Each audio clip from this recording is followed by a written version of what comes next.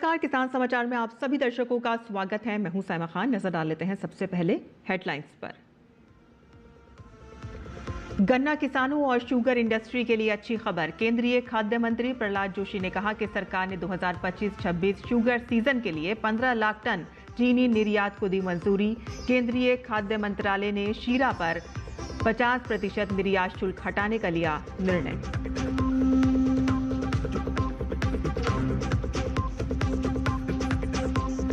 केंद्रीय कृषि मंत्री शिवराज सिंह चौहान ने भुवनेश्वर के लोक सेवा भवन स्थित कन्वेंशन सेंटर में मंडिया दिवस समारोह का किया उद्घाटन।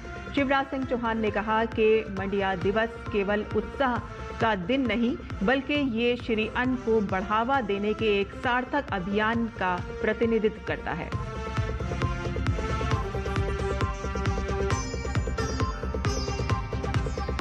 केंद्रीय वित्त मंत्री निर्मला सीतारमण ने नई दिल्ली में किसान संघों और कृषि अर्थशास्त्रियों के प्रतिनिधियों के साथ की परामर्श बैठक। आगामी आम बजट 2026-27 को किसानों के लिए लाभकारी बनाने के मकसद से आयोजित की गई थी बैठक।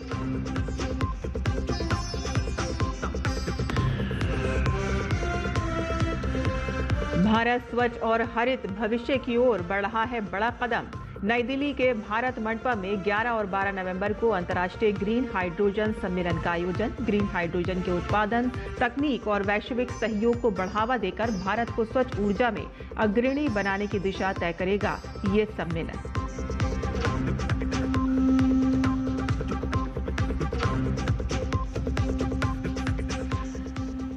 समाचार विस्तार से। केंद्रीय कृषि मंत्री शिवराज सिंह चौहान ने भुवनेश्वर के लोक सेवा भवन स्थित कन्वेंशन सेंटर में मंडिया दिवस बाजरा दिवस समारोह का उद्घाटन किया और भारत के बाजरा आंदोलन को जन जन के मिशन में बदलने में ओडिशा के अनुकरणीय योगदान पर प्रकाश डाला। शिवराज सिंह चौहान ने कहा कि मंडिया दिवस केवल उत्सव का दिन नहीं है, बल्कि ये श्री अन्न को बढ़ावा देने के एक सार्थक अभियान का प्रतिनिधित्व करता है। उन्होंने कहा कि कई लोगों ने इसके बारे में बात की है, लेकिन ओडिशा ने वास्तव में इस कल्पना को साकार किया है। मैं इस उल्लेखनीय प्रयास के लिए ओडिशा सरकार को तहे दिल से बधाई देता हूं।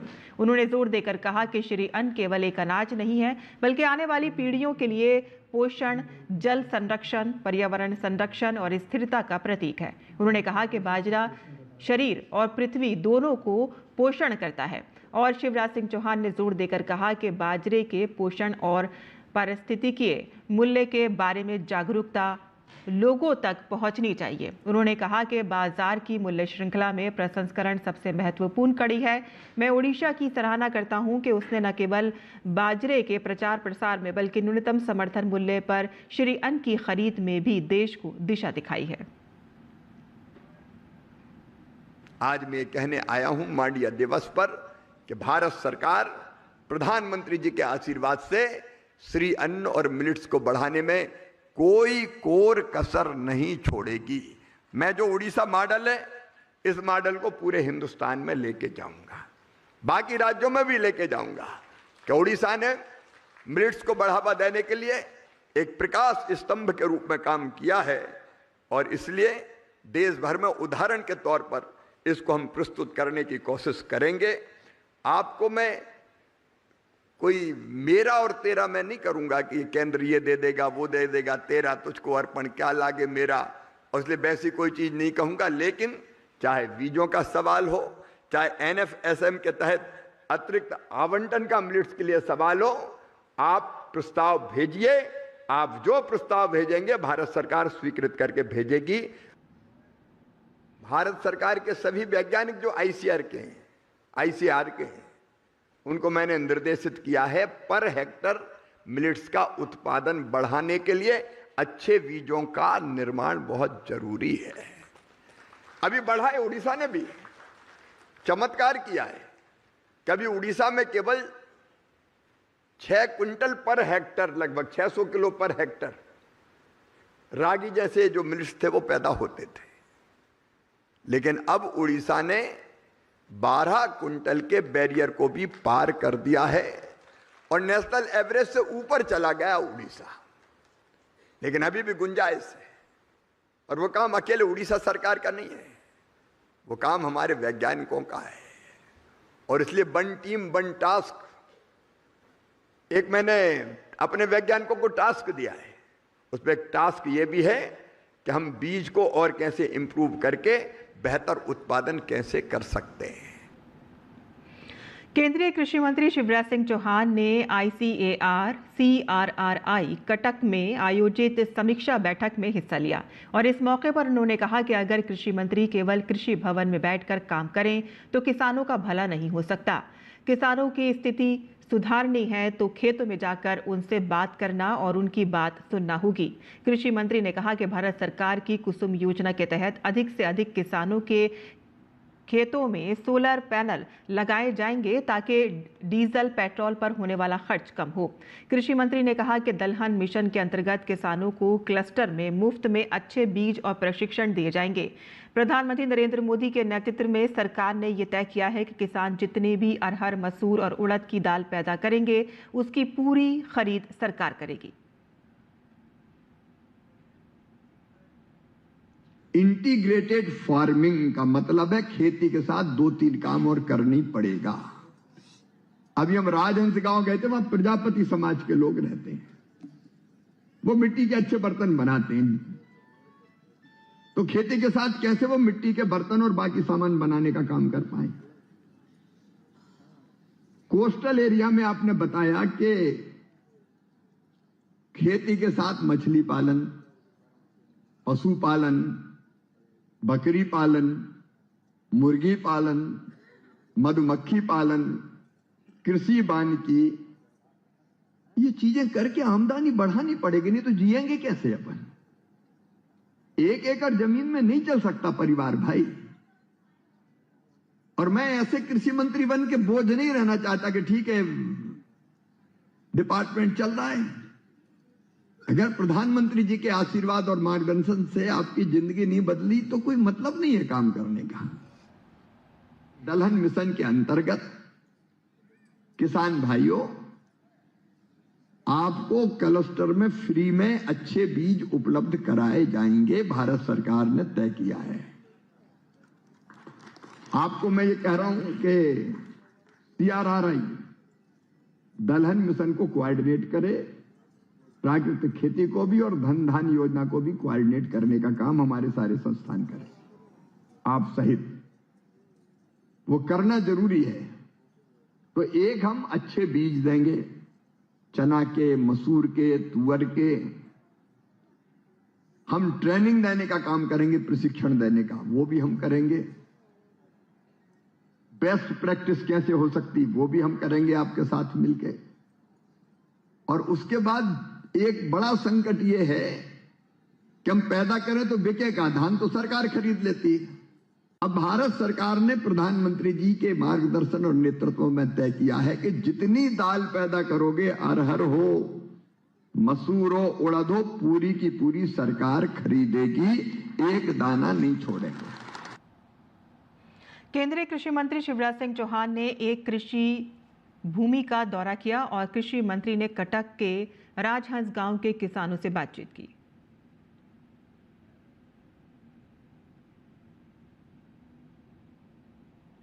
गन्ना किसानों और शुगर इंडस्ट्री के लिए एक अच्छी खबर है। केंद्रीय खाद्य मंत्री प्रहलाद जोशी ने बताया कि सरकार ने 2025-26 शुगर सीजन के लिए 15 लाख टन चीनी के निर्यात की अनुमति दे दी है और इसके साथ ही केंद्रीय खाद्य मंत्रालय ने शीरे पर से 50% निर्यात शुल्क हटाने का निर्णय लिया है। निर्यात का ये फैसला भारत में गन्ना किसानों के हितों का समर्थन करने के उद्देश्य से केंद्र सरकार द्वारा निर्धारित व्यापक उपायों का हिस्सा है।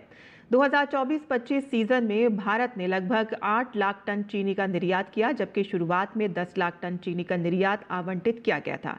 भारतीय चीनी एवं जैव ऊर्जा निर्माता संघ ISMA द्वारा इस सप्ताह जारी किए गए पहले अग्रिम अनुमानों के अनुसार 2025-26 के चीनी सीजन में भारत का चीनी उत्पादन तेजी से बढ़कर 343.5 लाख टन होने का अनुमान है, जो 2024-25 के लगभग 296.1 लाख टन से लगभग 16% अधिक है। असम सरकार ने राष्ट्रीय खाद्य सुरक्षा अधिनियम के अंतर्गत आने वाले परिवारों के लिए रियायती दरों पर दाल, चीनी और नमक उपलब्ध कराने की नई योजना शुरू की है। असम के मुख्यमंत्री डॉक्टर हेमंत बिस्व शर्मा ने गुवाहाटी के श्रीमंत शंकर देव कला क्षेत्र में इस आयोजन का शुभारंभ किया। मुख्यमंत्री ने घोषणा की कि सरकार द्वारा उपभोक्ताओं को प्रति गैस कनेक्शन 250 रुपए की सब्सिडी सीधे बैंक खातों में उपलब्ध कराई जाएगी और साथ ही बिहू और पूजा त्योहारों के मद्देनजर अरुणोदय योजना के तहत वित्तीय सहायता भी बढ़ाई जाएगी। सीएम हेमंत बिस्व शर्मा ने कहा कि उचित मूल्य दुकान योजना के माध्यम से असम के 70 लाख से अधिक परिवारों को बहुत सस्ती कीमतों पर 1 किलो दाल, 1 किलो चीनी और 1 किलो नमक उपलब्ध कराया जाएगा। ये 3 आवश्यक वस्तुएं केवल 100 रुपए के आसपास खरीदने के लिए उपलब्ध होंगी।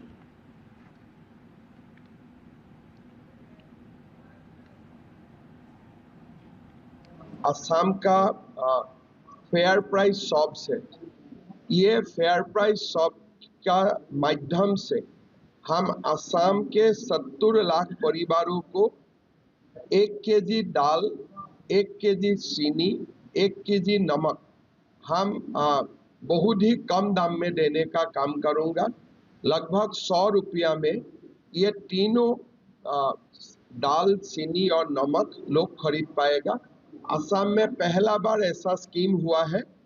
मैं असम वासियों को धन्यवाद देता हूँ। मध्य प्रदेश के सीएम डॉक्टर मोहन यादव की अध्यक्षता में कैबिनेट की बैठक में कई महत्वपूर्ण निर्णय लिए गए। कैबिनेट ने प्रदेश के 1 करोड़ 26 लाख लाडली बहनों के लिए लाडली बहना योजना की राशि 1250 रुपए प्रति माह से बढ़ाकर 1500 रुपए प्रति माह करने को मंजूरी दी है। मुख्यमंत्री डॉक्टर मोहन यादव आगामी 12 नवंबर को सिवनी में आयोजित राज्य स्तरीय कार्यक्रम में सिंगल क्लिक के माध्यम से ये राशि महिलाओं के खातों में अंतरित करेंगे और साथ ही बैठक में भावांतर भुगतान योजना के तहत किसानों को बड़ी राहत देते हुए 300 करोड़ रुपए की राशि हस्तांतरित करने का निर्णय लिया गया।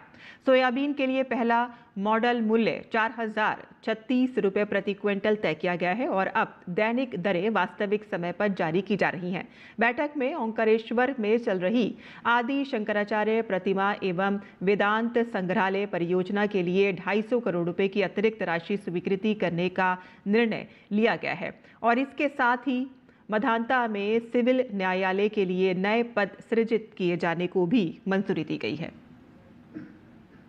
13 तारीख के दिन मुख्यमंत्री जी के द्वारा देवास से करीब 1,32,000 किसानों को 300 करोड़ का भुगतान भावांतर का जो करीब 1300 रुपए के आसपास क्विंटल पर आएगा, यह भुगतान सीधे उनके बैंक खातों में किया जाएगा।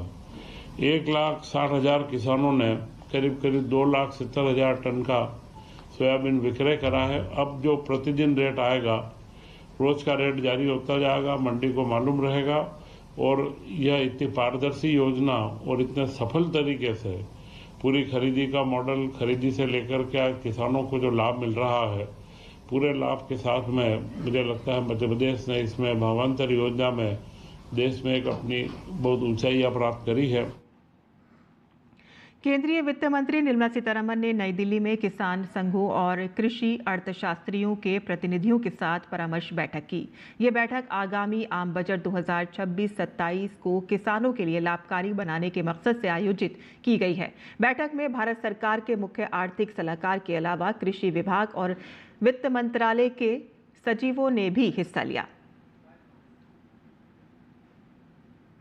भारत स्वच्छ ऊर्जा की दिशा में बड़ा कदम बढ़ा रहा है और नई दिल्ली के भारत मंडपम में 11 और 12 नवंबर को अंतर्राष्ट्रीय ग्रीन हाइड्रोजन सम्मेलन आयोजित हो रहा है। ये सम्मेलन ग्रीन हाइड्रोजन के उत्पादन, तकनीक और वैश्विक सहयोग को बढ़ावा देकर भारत को स्वच्छ ऊर्जा में अग्रणी बनाने की दिशा तय करेगा। देखिए हमारे संवाददाता की यह खास रिपोर्ट।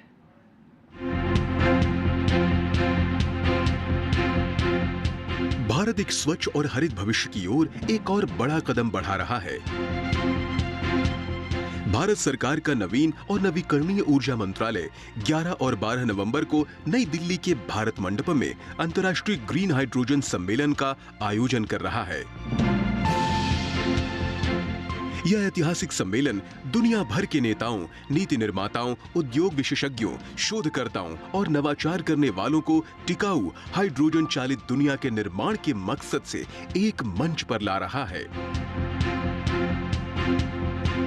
राष्ट्रीय ग्रीन हाइड्रोजन मिशन के तहत यह सम्मेलन भारत की ग्रीन हाइड्रोजन के क्षेत्र में नेतृत्व को और तेजी से आगे बढ़ाने का प्रयास करेगा, चाहे वो उत्पादन हो, ढांचा निर्माण हो, मांग बढ़ाना हो या अंतर्राष्ट्रीय सहयोग। भारत तेजी से ग्रीन हाइड्रोजन बनाने और इस्तेमाल करने की दिशा में आगे बढ़ रहा है। इसके लिए सरकार ने नेशनल ग्रीन हाइड्रोजन मिशन शुरू किया है। इस मिशन का लक्ष्य साल 2030 तक हर साल 50 लाख टन ग्रीन हाइड्रोजन बनाने की क्षमता हासिल करना है। इस पहल से देश के कई उद्योगों में प्रदूषण कम होगा, तेल और गैस के आयात पर निर्भरता घटेगी, 6 लाख से ज्यादा नौकरियां सृजित होंगी और भारत ग्रीन हाइड्रोजन उत्पादन और निर्यात का वैश्विक केंद्र बनकर उभरेगा। इस आयोजन में कई प्रमुख अंतर्राष्ट्रीय संस्थाएं भी हिस्सा लेंगी, जो वैश्विक हाइड्रोजन क्षेत्र में भारत की बढ़ती भूमिका को और मजबूती देंगी। ग्रीन हाइड्रोजन के क्षेत्र में भारत की यह पहल स्वच्छ ऊर्जा के भविष्य की दिशा तय कर रही है। अंतर्राष्ट्रीय ग्रीन हाइड्रोजन सम्मेलन 2025 भारत की हरित यात्रा में एक और अहम पड़ाव है, जहां विचार, तकनीक और सहयोग एक साथ आगे बढ़ रहे हैं। ग्रीन हाइड्रोजन के क्षेत्र में भारत की ये पहल स्वच्छ ऊर्जा के भविष्य की दिशा तय कर रही है। अंतर्राष्ट्रीय ग्रीन हाइड्रोजन सम्मेलन 2025 भारत की हरित यात्रा में एक और अहम पड़ाव है, जहां विचार, तकनीक और सहयोग एक साथ बढ़ रहे हैं। कैमरा पर्सन सत्य प्रकाश के साथ मैं तापस भट्टाचार्य, दूरदर्शन समाचार, दिल्ली। राष्ट्रपति द्रौपदी मुर्मू 11 नवंबर से बोत्सवाना की 3 दिवसीय यात्रा पर रहेंगी और इस दौरान मोकोलोडी नेचर रिजर्व में चीता हस्तांतरण समारोह आयोजित किया जाएगा। इन चीतों को मोकोलोडी स्थित क्वारंटाइन केंद्र में छोड़ा जा रहा है, जहां प्रोजेक्ट चीता के तहत भारत में हस्तांतरित होने से पहले उनका स्वास्थ्य निरीक्षण और अनुकूलन किया जाएगा। तो वहीं दोनों देशों के राष्ट्राध्यक्ष इस दौरान मौजूद रहेंगे।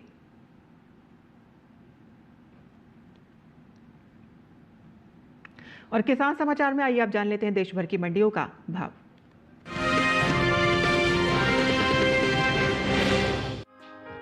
मंडियों में धान की आवक इन दिनों सामान्य है। उत्तर प्रदेश की मंडियों में सोमवार के दिन आवक ज्यादा रही। एग मार्क नेट के मुताबिक उत्तर प्रदेश की अकबरपुर मंडी में 8 नवंबर को धान की कीमत थी 2,369 रुपए। 10 नवंबर को इसके भाव में कोई बदलाव नहीं हुआ और धान 2,369 रुपए पर ही बनी रही। उत्तर प्रदेश के इलाहाबाद मंडी में सामान्य धान को देखें तो यहाँ 8 नवंबर को धान बिकी 2,015 रुपए पर। 10 नवंबर को इसके सौदों में 20 रुपए का चढ़ाव आया, जिसके बाद धान हो गई 2,035 रुपए। इटावा मंडी में इस दौरान धान के भाव में कोई फेरबदल नहीं हुआ। धान 2,369 रुपए पर बिकी। फर्रुखाबाद मंडी में इसी तरह 8 नवंबर को धान की कीमत रही 2,370 रुपए। 10 नवंबर को इसके सौदे बिना किसी उठापटक के 2,370 रुपए पर बरकरार रहे। देश में होने वाले बासमती और गैर बासमती चावल का कुल निर्यात 1 करोड़ 62 लाख टन के पार पहुंच गया है। एपिडा की ओर से जारी ताज़ा आंकड़ों के अनुसार साल 2024 में भारत ने कुल 52,42,048 मीट्रिक टन बासमती चावल का निर्यात किया है। इस निर्यात का मूल्य अमेरिकी डॉलर में $5,837 मिलियन आंका गया है। भारत से बासमती चावल का आयात करने वाले प्रमुख देशों में सऊदी अरब, ईरान, इराक, अमेरिका और यमन गणराज्य शामिल हैं। वहीं गैर बासमती चावल की निर्यात की बात करें तो साल 2024 के दौरान भारत ने गैर बासमती चावल की निर्यात की बात करें तो साल 2024 के दौरान भारत ने गैर बासमती चावल का निर्यात 1 करोड़ 11 लाख 16 हजार मीट्रिक टन से ज्यादा का किया है, जिसकी अमेरिकी डॉलर में कीमत $4,470 मिलियन है।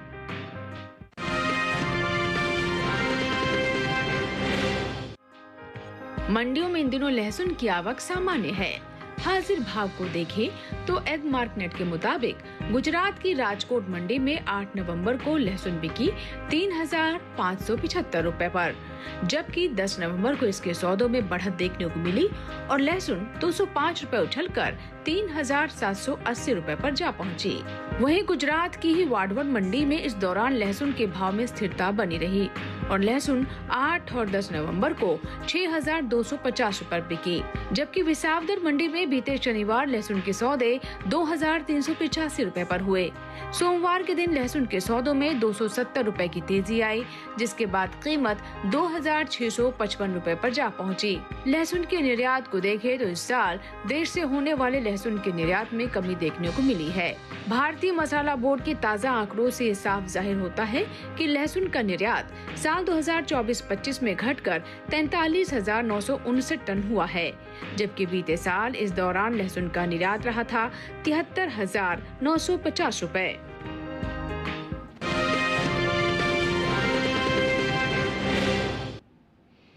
और मंडी भाव के बाद अब बात कर लेते हैं मौसमी खेती की। किसान इस मौसम में कैसे रखें अपनी खेती का ख्याल, आइए देखते हैं।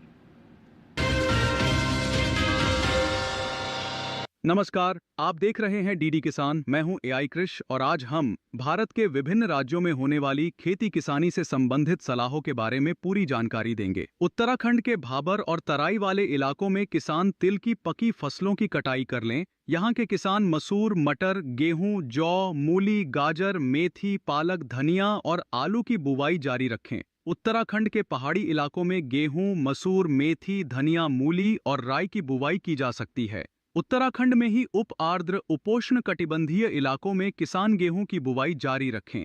राजधानी दिल्ली के किसान गेहूं की बुवाई के लिए खेत तैयार कर लें। यहाँ इस समय सरसों, मटर और गाजर की बुवाई की जा सकती है। साथ ही यहाँ इस मौसम में सरसों, मूली, पालक, मेथी, धनिया और शलगम की बुवाई भी की जा सकती है। वहीं उत्तर प्रदेश के पश्चिमी इलाकों के किसान धान की पकी फसलों की कटाई कर लें। साथ ही यहाँ के किसान मक्का, ज्वार और उड़द की पकी फसलों की कटाई भी जारी रखें। उत्तर प्रदेश के मध्य इलाकों में किसान मूंगफली की पकी फसलों की खुदाई कर लें। यहाँ इस समय मटर, सरसों और आलू की बुवाई की जा सकती है। उत्तर प्रदेश के बुंदेलखंड के किसान मेथी और लहसुन की बुवाई कर लें। उत्तर प्रदेश के पूर्वी मैदानी इलाकों के किसान मटर और लहसुन की बुवाई कर लें। साथ ही यहाँ के किसान गेहूं की बुवाई के लिए खेत तैयार कर लें। यहाँ इस मौसम में सरसों, बथुआ, मूली, पालक, मेथी और धनिया की बुवाई की जा सकती है। बिहार के उत्तर पूर्वी जलोढ़ इलाकों के किसान धान की पकी फसलों की कटाई कर लें। यहाँ के उत्तर पश्चिमी जलोढ़ मैदानी इलाकों के किसान लहसुन की बुवाई कर लें। साथ ही यहाँ दक्षिण बिहार के किसान भी धान की पकी फसलों की कटाई जारी रखें। इसी तरह कृषि और किसानों से जुड़ी हर महत्वपूर्ण जानकारी के लिए हमारे साथ जुड़े रहिए और देखते रहिए डीडी किसान। धन्यवाद।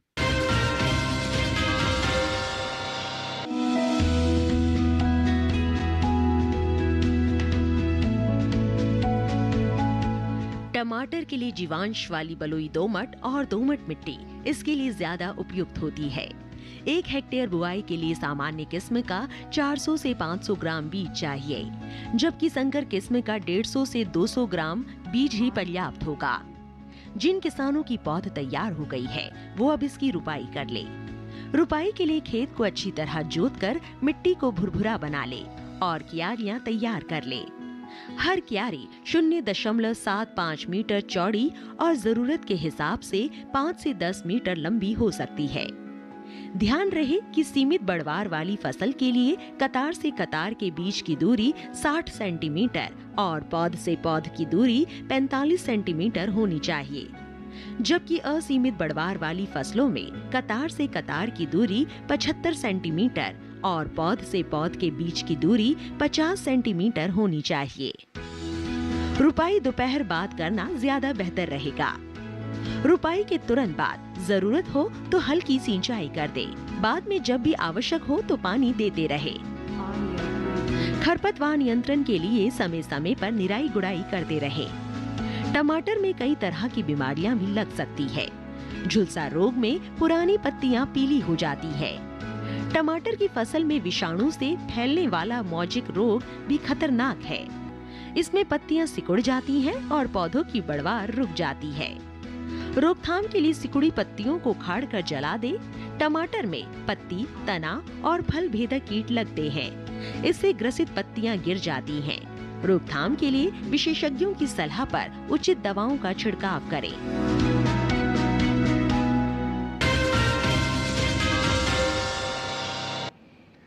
और खेती किसानी के साथ साथ आइए नजर डाल लेते हैं कुछ और महत्वपूर्ण खबरों पर। खास खबर में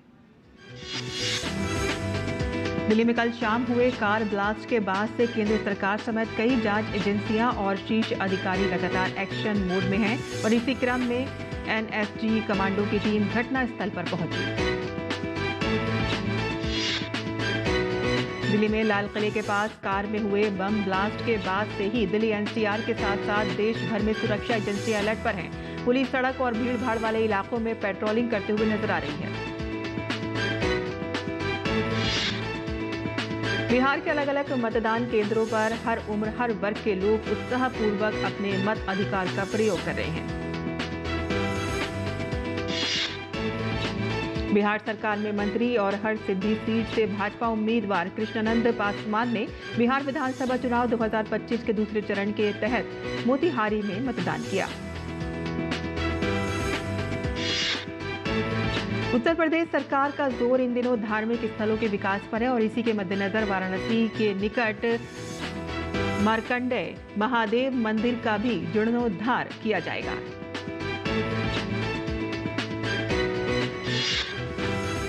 और किसान समाचार में आज के लिए बस इतना ही। अनुमति दें। नमस्कार।